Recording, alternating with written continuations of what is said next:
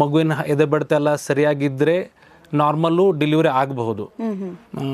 But usually delivery expected ಟೈಮನ್ನು ಜಾಸ್ತಿ ಇದೆ, ಅರ್ಧ ಗಂಟೆಲಿ ಆಗಲ್ಲ ಅಥವಾ 1 ಗಂಟೆಲಿ ಆಗಲ್ಲ, ಅಥವಾ ವೇಟ್ ಮಾಡ್ತಿರ್ಬೇಕಾದ್ರೆ ಮಗುವಿನ ಎದೆ ಬಡಿತ ಹೆಚ್ಚು ಕಡಿಮೆ ಆಗುತ್ತೆ, ಅಥವಾ ಮಗುವಿನ ಎದೆ ಬಡಿತ ಭಾಳ ಕಡಿಮೆ ಆಗುತ್ತೆ. ಯೂಶ್ವಲಿ ನಾವು CTG ಅಂತ ಮಾಡ್ತೀವಿ, ಕಾರ್ಡಿಯೋಟೊಕೋಗ್ರಾಮ್, NST ಅಂತ ಮಾಡ್ತಿರ್ತೀವಿ. ಕಂಟಿನ್ಯೂಸ್ ಆಗಿ ಮಗುವಿನ ಎದೆ ಬಡಿತನ ನಾವು ಪರೀಕ್ಷಿಸ್ತಿರ್ತೀವಿ. ಅಂದರೆ ಅದು ಯಾವ ಥರ ಇದೆ, ಮಗುವಿನ ಆರೋಗ್ಯ ಸ್ಥಿತಿ ಅಥವಾ ಅದರ ಪರಿಸ್ಥಿತಿಯನ್ನು ಹೇಳ್ತಾ ಇರುತ್ತೆ ಡೆಲಿವರಿ ಟೈಮಲ್ಲಿ.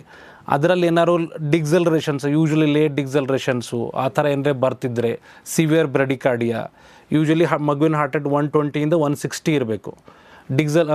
ಬ್ರೆಡಿಕಾರ್ಡಿಯಾ ಅಂದರೆ ಲೆಸ್ ದೆನ್ 120, ಪರ್ಸಿಸ್ಟೆಂಟ್ ಬ್ರೆಡಿಕಾರ್ಡಿಯಾ, ಅಥವಾ ಬಿಟ್ ಟು ಬಿಟ್ ವೇರಿಯಬಿಲಿಟಿ ಅಂತ ಹೇಳ್ತೀವಿ. Usually bit to bit variability more than 5 beats per minute ಇರಬೇಕು.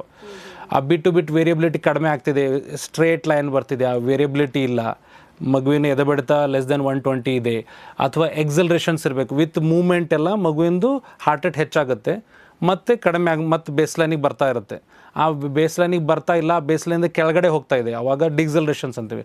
ಲೇಟ್ ಡಿಕ್ಸಲರೇಷನ್ಸ್ ಆರ್ ಬ್ಯಾಡ್.